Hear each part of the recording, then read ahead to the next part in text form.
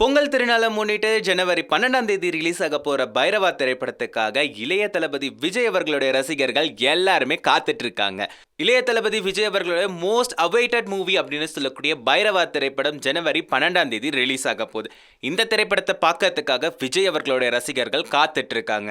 பைரவா திரைப்படத்துக்காக காத்துட்டு இருக்க விஜய் ரசிகர்கள் எல்லாத்துக்குமே ஒரு சந்தோஷமான செய்தியை சொல்ல போறேன். கபாலி திரைப்படத்துக்கு அப்புறமா ரெக்கார்ட் பிரேக் பண்ண திரைப்படம் பைரவா திரைப்படம். ஸ்ரீலங்காலையும் ரிலீஸ் ஆக போற நம்ம பைரவா திரைப்படம் கபாலி திரைப்படத்துக்கு அப்புறமா நிறைய தியேட்டர்ஸ்ல ரிலீஸ் ஆகக்கூடிய ஒரு தமிழ் படமா இருக்கு. சூப்பர் ஸ்டார் ரஜினிகாந்த் அவர்கள் நடிச்ச கபாலி திரைப்படம் ஸ்ரீலங்கால 54 திரையரங்குகள்ல ரிலீஸ் ஆச்சு.